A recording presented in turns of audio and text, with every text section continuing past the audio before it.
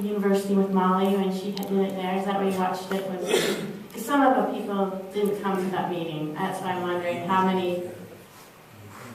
So, anyway, to start off, and Audrey, who films our meetings, just wanted to show you that you can go to our website, the Universal Lung Health Research website, which the address is what again? All you have to type in at the top is utah.lunghealth.org, and then it'll forward you to the really long website that the U has us under. So utah.lunghealth.org. Or Utah.edu, sorry. Yeah.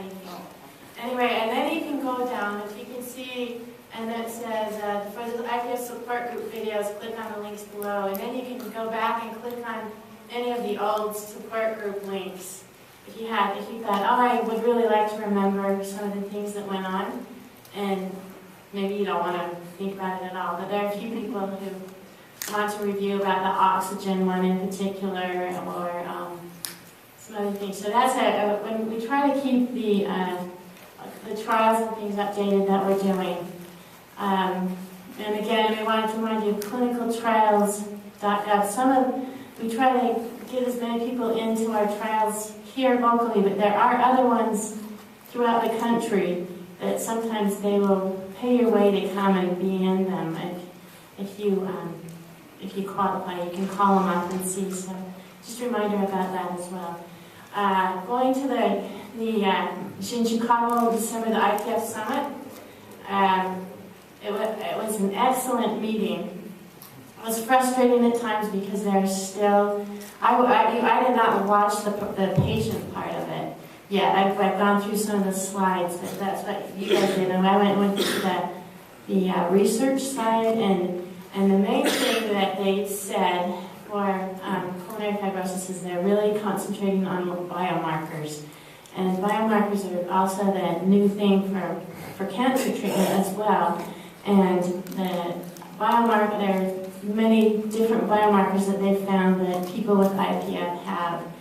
And they also talked about, what were some of the, why do people have these biomarkers? We found there are some genetic predispositions to those, as well as things, maybe the injuries. And as I was thinking about, this is just going to be an off-the-cuff thing, but how many of you who've gotten it, I have to raise hands, but think about it, and if you want to raise your hand, you can, but a lot of people have developed this following surgery, or they've had, some of, maybe not the familial ones, but following surgery, or following an injury, or some kind of hospitalization. We have people who have following joint replacement, or rib fractures. They've had a rib fracture, or did you have a rib fracture? Really? And it's interesting to see, maybe that's what originally, so I'm wondering, that just came to me, so I'm just wondering if you saw any relationship between your own, or people who maximally use their lungs, because they found it's in the bases of your lungs where you stretch, the stretching of your lungs, and maybe that your lungs got hyperinflated at some time or were injured. And so if if it's been a substance or something you were exposed to, that might have been it. But just they're just trying to narrow down some causes and think, if you had some surgery, or maybe it shows up within a year or something. It seems like, just in my own recollection of doing patient charts, it seems like people with following recent surgery often is when they find out they've got it, or an injury. So we may be doing some more investigations along those lines. But so if you want to find out, there's very informative on the website of the Pulmonary Fibrosis Organization. You can go to the Patient Resources tab, and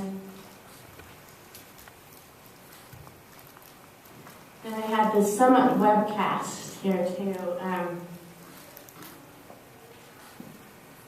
And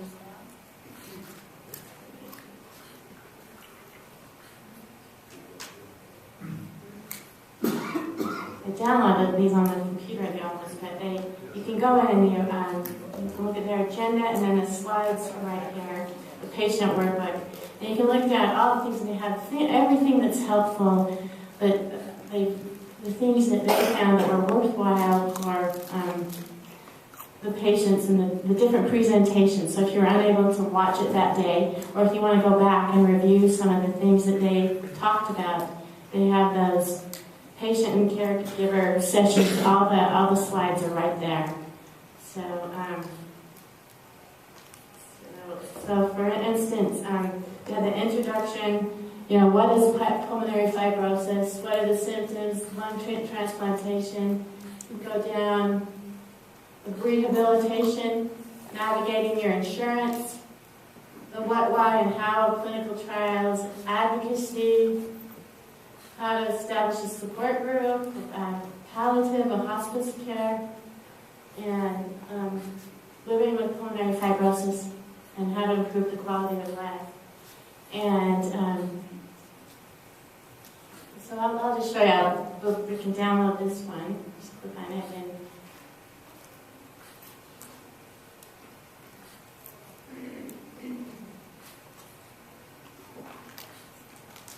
So,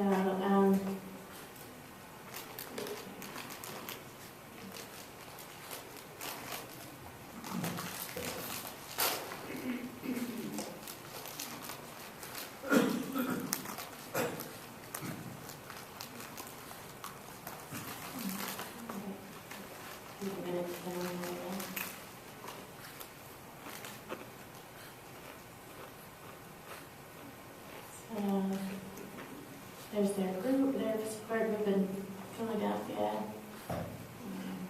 It's downloading very slow for right now. But anyway, each one of those segments, depending, you can download them on, just click on them, and you can read, and they're some excellent, really excellent presentations. As soon as this goes a little bit more, we can quickly go through this one. Not with all of her dialogue, of course, but so they were just talking about one thing we found. There's confusion in some people that have pulmonary fibrosis. There are different kinds, and sarcoidosis can affect your lungs, which can cause fibrosis. Any rheumatology disease, and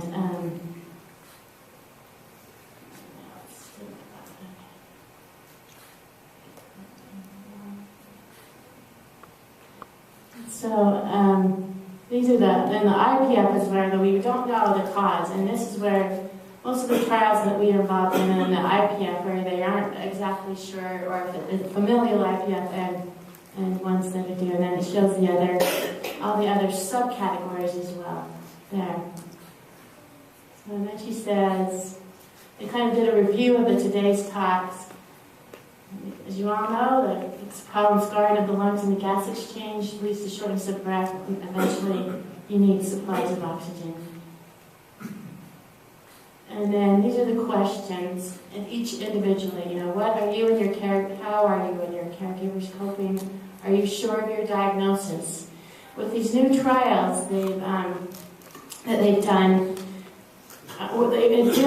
we've had to resubmit even people's lung biopsies, and some of them, under new biopsies, they've come up with different diagnoses, which is really interesting and sometimes upsetting. Always upsetting if you thought you had one thing and all of a sudden they change their mind. So they've become more very selective in what they're actually naming pulmonary fibrosis. And they want to make sure that you've seen in a care center that people, they specialize in pulmonary fibrosis. Go back up a little bit.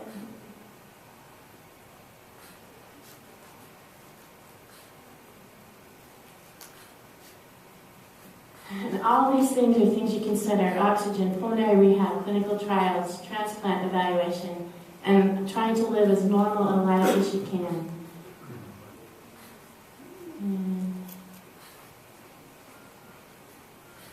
And it's still taking so long to download. But anyway, you can go through each of these presentations. She has a lot of them, as this downloads more. But I thought I would also just tell you some of the medical things that aren't on their lines, but on they spoke about. And the biomarker or the big news in several, a lot of research is being done in many areas on biomarkers in all diseases. And so you'll hear much more about that in the news in all kinds of diseases throughout that. So, they were talking on, I brought with me some omega-3, they want fatty acids, and I bought this at Costco just along with the food today, and I thought, well, I'll just sprinkle some with everybody, because they actually said the one thing that they have seen some beneficial things was that, and the people that, and they've seen in familial pulmonary fibrosis that where the telomere length, and that happens in aging anyway, the telomeres in your DNA become shorter. And they found that omega-3 fatty acids, if you increase that in the diets, that they can actually slow down the telomere shortening. And they have showed some things to show that actually happens. So I'll give you each some of these things if you like, but they're only $9 at Costco for a huge bottle like this, and although probably better to eat your omega-3 fatty acids in fish and things like that. At least this would make sure if you're not eating fish that maybe that will help slow the process a bit. That was one encouraging thing to just add a telomere, but as we know, things can combine, so that isn't the entire answer or anything, but it is something that may be of value.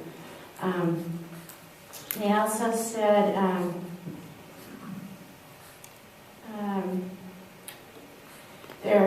they used to talk about the fibroblast foci, which is a scarring of the lung in there. They're moving away from that so much and going down another level in the lungs, which again is biomarkers. So they made all these lists of biomarkers. And then they said hopefully by next year, they'll be able to do a blood test. And, this isn't always helpful, but can predict the course of your disease, whether it's going to be a rapid or a slower decline. And that was an interesting thought. But they said probably give them another year before that, as this blood test will be more widely available. And then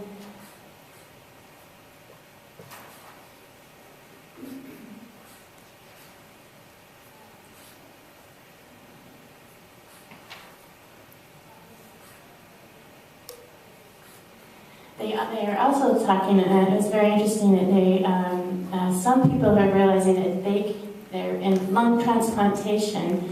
They're actually learning to develop a new scaffolding for lungs. So instead of getting an actual lung transplant, some researchers, and I can't remember which, I haven't sorted through which was a Dr. Schwartz, was talking about that they've actually built like a lung structure that they can put people's cells onto, healthy cells, and if they can have the structure thing that would help. Not explaining it at all in very technical terms, but it was quite amazing to realize that they're at this point where they can build a structure that may, at some point, is still in the very beginning stages, replace the lung and not have to have it transplanted and not have all the problems with rejection because you use your own cells and things to build onto this structure. So there's some really fascinating things that are on the forefront, how they're working on.